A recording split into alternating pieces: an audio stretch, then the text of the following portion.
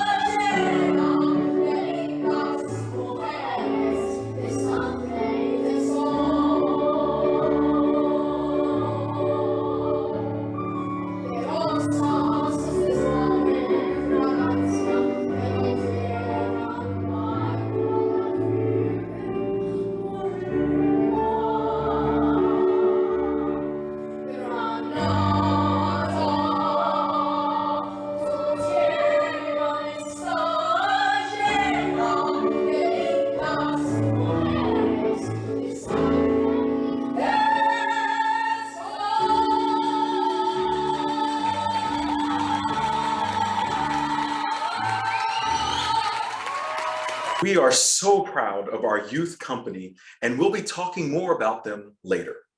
Also in October, we partnered with the University of Central Florida Burnett Honors College to present a panel talk entitled Having a Voice on Stage and at the Table with our leading lady, Cecilia Violeta Lopez, yet again, along with our conductor for La Traviata, Stephanie Rhodes Russell, and Burnett Honors College Dean, Sheila Piñeras, with a special virtual guest appearance by Molly Bloom.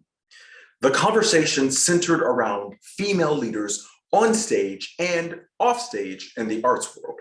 You can see the whole panel talk at our YouTube channel, but check out a little clip here.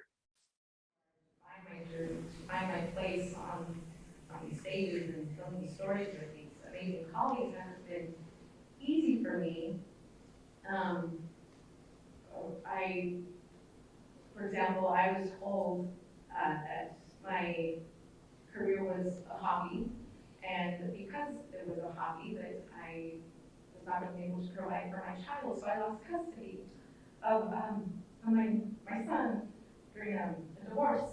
And I was new, I was starting my career and making, like any career, like if you're a doctor, you're going to be making not very much money when you graduate and become a resident or graduate from residency or whatnot. It's just you start somewhere always, no matter what career you pursue. And at the time to have that, because my son was as a mother, being so close to my mom,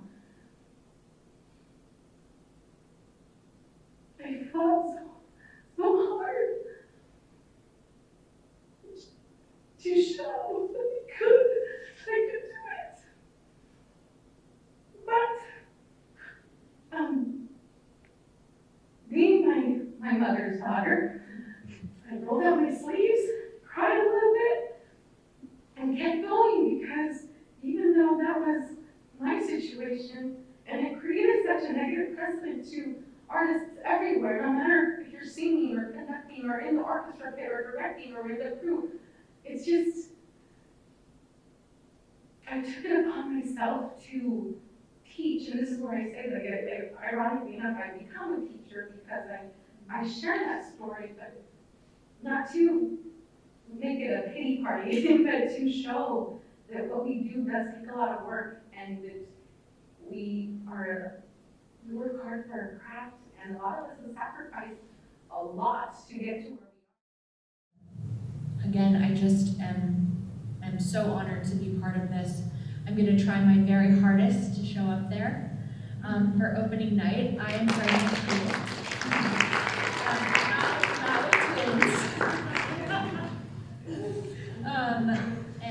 and just kind of trying to figure everything out, but I really hope to be there. Opening night, I'm so excited to see this production, and I'm so excited to meet all of you in person, and I really hope we can make that happen. Thank you for including me in this. Thank you, Molly.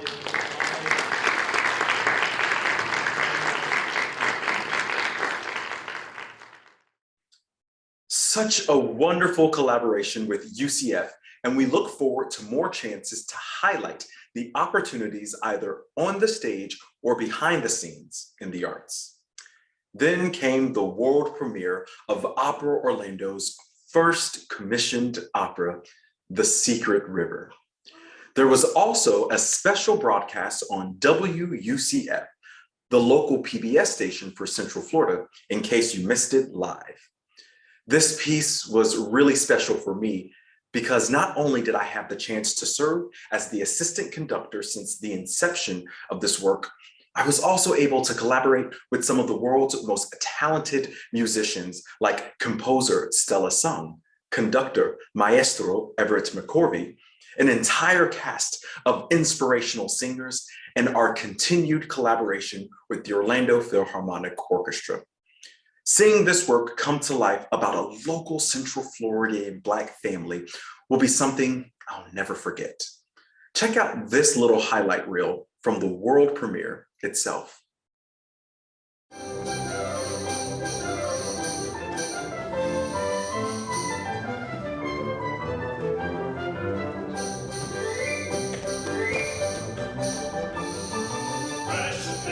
Restless, get your faces in.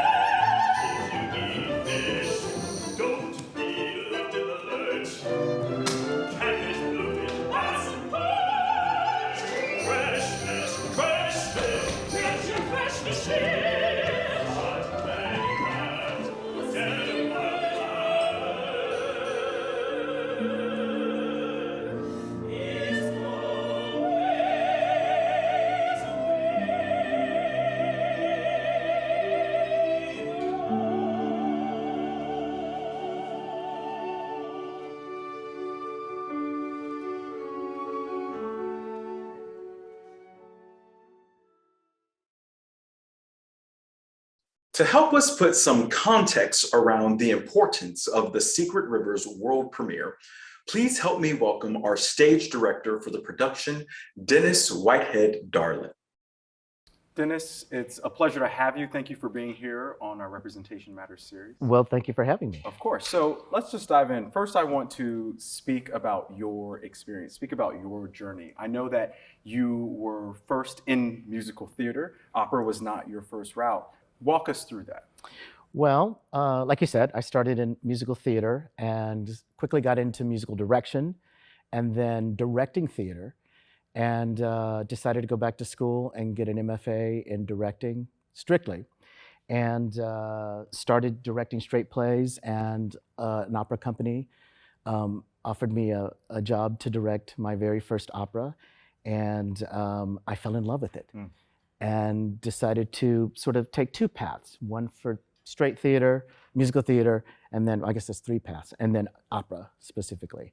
And so now I'm here with Opera Orlando doing this fabulous piece. Good. Yeah. So I do definitely want, like, this series is about Black artists, Black stories. It's about the representation of a different group of folks that are not necessarily represented in the arts, particularly in opera. And we've been mindful about how we uplift that. And so I want to ask you, how has your journey been being a Black director on stage, in opera? Anything that you want to share or uplift in that? You know, I think I have stumbled, if you will, into opera at a very opportune time. I think that there's been a shift to be more inclusive. And so my journey has actually been pretty wonderful. I feel very fortunate, but I know that there have been people before me that have not been that fortunate. And I think with theater and musical theater, there has been a little bit more inclusivity previous to this time, if that makes any sense. Yeah, what does that, So, I mean, when I first started, we had colorblind casting, we had, we were careful about people of color in certain roles. And I think that has grown, but that has grown quicker. I think what's wonderful is opera companies really reaching out and supporting the work for people of color, putting the money behind those projects and really financing and funding them so that they are wonderful works of art instead of these outreach programs that never really get to see main stages. And so it's nice to see that sort of support happening. That's wonderful. And a part of this series as well is that we'd love to educate folks on some terms that they might not have heard before. And you mentioned colorblind casting. What might that be? Well, that was the sense of we're going to ignore that you have color, and we're going to just throw you in there, and then there's not necessarily a sense of identity, like who this person is. It's like we're going to pretend that you are not of color. But I really think that as we have grown as a nation, that we are really trying to accept people's identity, not tolerate, but accept. Absolutely. And include people of color and see them as a person of color. In this series, we also want to have a conversation on how folks can do better, right? Because if we're not growing a little by little, each and every single day, then why are we here and what are we doing, right? So how do you think the arts, particularly opera, or just arts in general, actually not just in opera, but the arts in general, because you have such a wide variety of experience, how can we do better in showing up for marginalized folks, particularly folks of color? What can we do better? Well, I think by doing things like this. I think bringing people of color into the conversation where it matters, giving them a seat at the table where things happen. The most impacted folks need to be at the table. Yes. That's important. Yes. And in the room where it happens. Yeah. Do you know what I mean? And I think for companies to recognize that and really take an honest look at how inclusive they are. And I think by hiring people of color who will not have as many opportunities per se in their past work experience Sure. and give them those opportunities so that they may grow and fully develop as artists, where other people who are non-people of color have had those opportunities, because you only get better by doing. Absolutely. So it's putting into practice. Yes. So we are so grateful to have you here as our stage director of a world premiere. I mean, that's a pretty big deal. It is. It is. It's very exciting. And It's very exciting. so the Secret River follows this family, particularly this young girl, Calpurnia. Yes. And let's talk about Calpurnia and her family. And it's a predominantly Black cast here. Yes. With the exception of one role, and that's the actual author, Yes. Marjorie Kinnan Yes. Rollins. But let's chat about the importance of this story. So first of all, walk us through who Calpurnia is. Who do you believe Calpurnia is as a young Black girl? Well, there's so much about this that I just love. Well, first of all, because it takes such a positive, beautiful, poignant look at this Black family during the Depression, one of the worst times in American history, and these characters are bestowed with such honorable attributes: integrity, the sense of family, bravery. Just lots of positive traits. And so that was the first thing that really attracted me. And then when you get through the story and you start looking at the music that's written that supplements that is just glorious. And it just warms your heart watching these performers. Yeah, Stella did an amazing job. She did. And, my favorite moments are the scenes that have the Black family in them, because you just don't see them depicted on stage very often. And you certainly don't see them depicted very often in opera. So it's just exciting to me that I get to stage that. And then that process of staging it and working with the singers in that and creating these moments that were very real. Like, we have these discussions, like, what would happen if you were that you couldn't feed your daughter, and what would you do? How would you feel? How would that impact you as an African American male? How would it affect you as an African American mother? And what is the relationship that the parents are going through? What is that relationship, and what is that moment for them when they have to tell their daughter that, we're poor?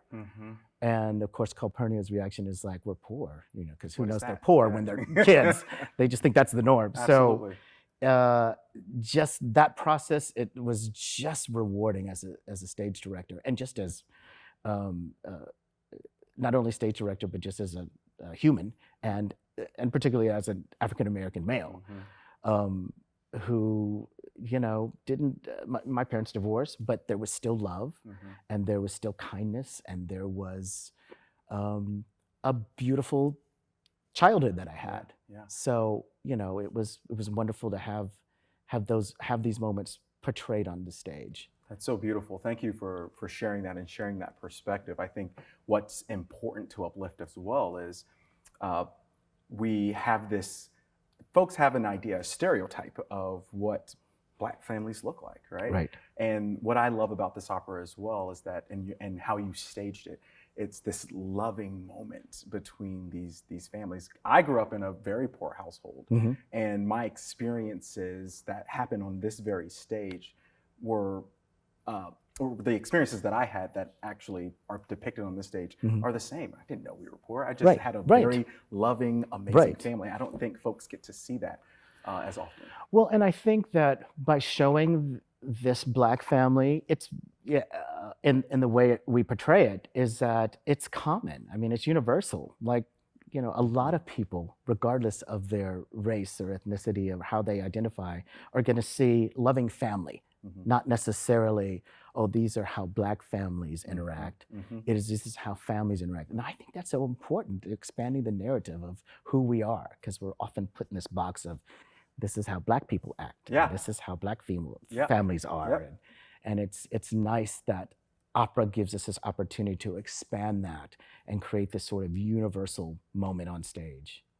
It brings out the humanity. Yeah. Right? It shows true humanity. And it everyone does. is going to be, yes. no matter, again, this is what I love about it, and this is what I love about the direction that you took. No matter where you are, no matter who you are, you'll get something out of this. Yes, absolutely. So Dennis, I really want to thank you for being here and being a guest on our show, Representation Matters. Again, I'm so excited to have been a part of this process with you, to watch your brilliance and to see this story come alive, and to talk about your experiences, particularly as being a Black artist in the arts. And so thank you for your perspective. And I do hope and I do share in that dream with you as well. Thank you very course. much. My name is Dennis Whitehead Darling, and I'm an artist of color. Thank you so much for joining us today. And it was great to see so many of you at our Black History Month events and at our Opera on the Town production of Verdi's King for a Day. We are looking forward to Rigoletto, which will be the first opera in the new Steinmetz Hall on April 22nd and April 24th. You can find out more information by liking Opera Orlando's Facebook page or by emailing us at info@operaorlando.org. And don't forget to subscribe to Opera Orlando's YouTube channel for all archived episodes of this series and much more. Stay safe and keep singing.